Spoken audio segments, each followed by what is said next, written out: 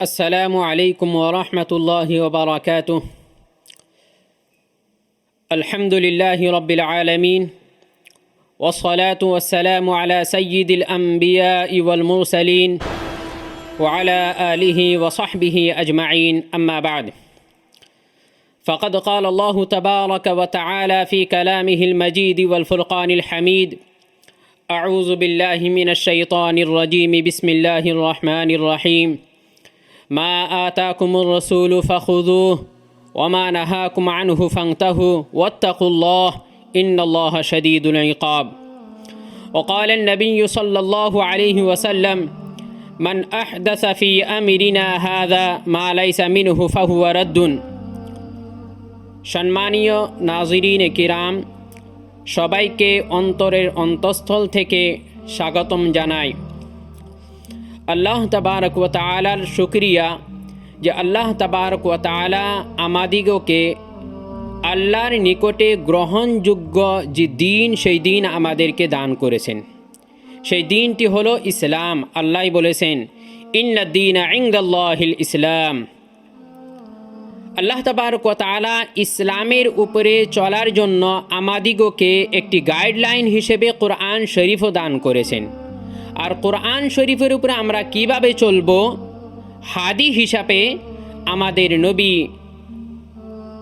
মুহাম্মদ সাল্লাল্লাহু আলাইহি ওয়াসাল্লামকে পাঠাইছেন। মুহাম্মদ সাল্লাল্লাহু আলাইহি ওয়াসাল্লামের উপরে ঈমান আনাটা হলো ফরজ।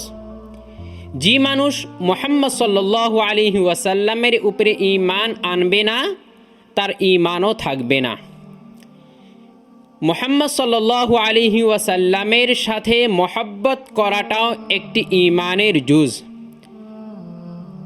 আল্লাহর উপরে যদি কোনো ব্যক্তি মুহাম্মদ সাল্লাল্লাহু আলাইহি ওয়াসাল্লামকে মহব্বত করতে চায়, তাহলে আল্লাহ তাবারক ওয়া তাআলা খুশি হবেন। আল্লাহ বলেছেন, কুল ইন কুনতুম তুহিব্বুনাল্লাহ, যদি তোমরা আল্লাহকে ভালোবাসতে চাও, ফাত্তাবিউনি, তাহলে আমাকে অনুসরণ করো, আমার কথা মানো। হুজুর পাক সাল্লাল্লাহু আলাইহি ওয়াসাল্লামের সুন্নত অনুযায়ী জীবন যাপন করো। আল্লাহর নবী সাল্লাল্লাহু আলাইহি ওয়াসাল্লাম বলেছেন, আলাইকুম বিসুন্নতি ওয়া সুন্নাতিল খুলাফাইর রাশিদিন আল মাহদিয়িন, তামাসসাকু বিহা ওয়া আদু আলাইহা বিন নওয়াজিজ, যে তোমাদের জন্য বাধ্যতামূলক যে তোমরা আমার সুন্নতের উপরে চলো এবং আমার খুলাফায়ে রাশিদিনের সুন্নতের উপরে তোমরা চলো। যদি তোমরা আমার সুন্নতের উপরে চলো এবং খুলাফায়ে রাশিদিনের সুন্নত হিসাবে চলো, তাহলে তোমরা সাকসেসফুল হয়ে যাবে। আল্লাহর নবী বলেছেন, তামাসসাকু বিহা, এই সুন্নতকে তোমরা ধরে রাখো, ওয়াদু আলাইহা বিন নওয়াজিজ, নিজের দাঁতের দ্বারাতে শক্ত করে এই সুন্নতকে তোমরা ধরে রাখো। যদি আল্লাহর নবীর সুন্নত ছেড়ে দিয়ে আমরা যদি নিজের মন গড়া কোনো বস্তু বানাই নেই আর দ্বীনের মধ্যে শামিল করে নেই, তাহলে এটা বিদআত হয়ে যাবে। আল্লাহর নবী সাল্লাল্লাহু আলাইহি ওয়াসাল্লাম বলেছেন, মান আহদাসা ফি আমরিনা হাযা মা লাইসা মিনহু ফাহুয়া রাদ্দুন, যে মানুষ নাকি আমার দ্বীনের ভিতরে কোনো একটি বস্তু বানিয়ে নিল, ইজাদ করে নিল, তাহলে এই বস্তুটা গ্রহণযোগ্য না, এই বস্তুটা ডাস্টবিনে ফেলাই দেওয়ার উপযুক্ত। আমরা দেখি বহুতে রবিউল আউয়াল মাসে নিজের মন গড়া একটি বস্তু বানিয়ে নিয়েছে, সেটা হলো ঈদ মিলাদুন নবী। ঈদ মিলাদুন নবী পরিপূর্ণভাবে বিদআত। বিদআত কাকে বলা হয় আমরা সবাই জানি, যে আল্লাহর নবীর জামানার মধ্যে, সাহাবায়ে কিরামের জামানার মধ্যে যে বস্তুটা ছিল না, নতুন করে সেই বস্তুটা দ্বীনের মধ্যে শামিল করে দেওয়ার নাম হলো বিদআত। আল্লাহর নবীর জামানার মধ্যে আমরা দেখেছি আল্লাহর নবীর সববটি ছিল, ঈদ মিলাদুন নবীর সবব কি? আল্লাহর নবীর জন্ম হওয়া। আল্লাহর নবীর জামানার মধ্যে জন্মটা পাওয়া গেল, আর কোনো মানেও ছিল না। তারপরও আল্লাহর নবী কখনো সাহাবাদিগকে ঈদ মিলাদুন নবী মানানির আদেশ দেননি। তেমনিভাবে সাহাবায়ে কিরামরাও আল্লাহর নবীর ইন্তিকালের পরে কখনো ঈদ মিলাদুন নবী মানানো হয় নাই। ঈদ মিলাদুন নবী ইজাদ করা হয়েছে 604 হিজরিতে।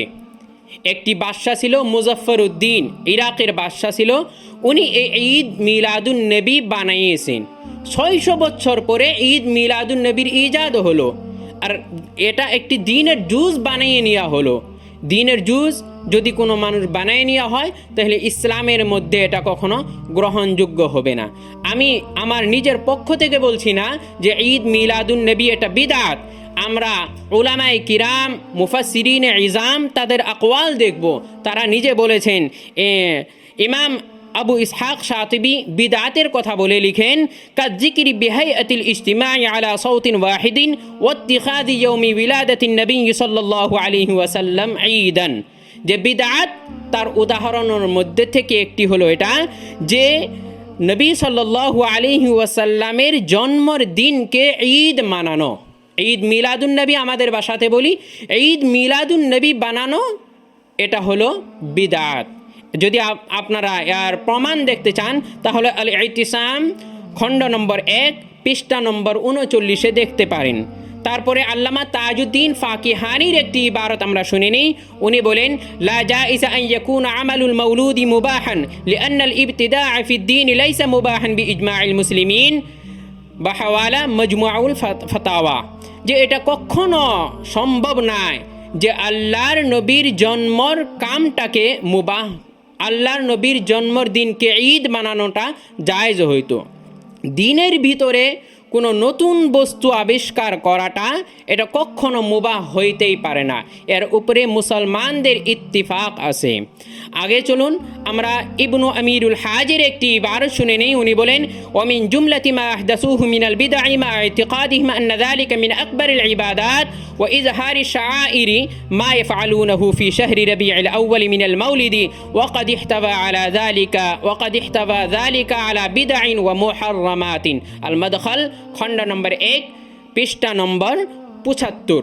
এর মধ্যে ইবনে আমিরুল হাজ বলেন যে বিদআতের মধ্যে থেকে একটি হলো এটা যে মানুষ রবিউল আউয়াল মাসে হুজুর সাল্লাল্লাহু আলাইহি ওয়াসাল্লামের জন্মের দিন পালন করে। জন্মের দিন পালন করাটা এটি একটি বিদআত। যদিচ যারা পালন করে তারা এই বস্তুটাকে বিরাট বড় একটি ইবাদত মনে করে আর ইসলামের শাইরের মধ্যে থেকে শুমার করে, নিজের মন গড়া কোনো বস্তু বানিয়ে নিলে যে সেটা দিনের মধ্যে হবে, কখনো হবে না। আল্লাহ নবী সাল্লাল্লাহু আলাইহি ওয়াসাল্লাম একটি হাদিসের মধ্যে বলেছেন, লা ইউমিনু আহাদুকুম হাত্তা ইয়াকুনা হাওয়াহু তাবআন লিমা জিতু বিহি। যে তোমাদের মধ্যে থেকে কোনো ব্যক্তি প্রকৃতভাবে মুমিন অতক্ষণ পর্যন্ত হতে পারবে না যতক্ষণ পর্যন্ত তার নিজের মন গড়া বস্তুকে আল্লাহর নবী সাল্লাল্লাহু আলাইহি ওয়াসাল্লামের শরীয়তের তাবে করবে না। যদি কোনো মানুষ তাবে না করে কামিল মুমিন হতে পারবে না। এই জন্য নিজের মন গড়া কোনো বস্তু যদি বানিয়ে নেই তাহলে সেটা বিদআত হবে।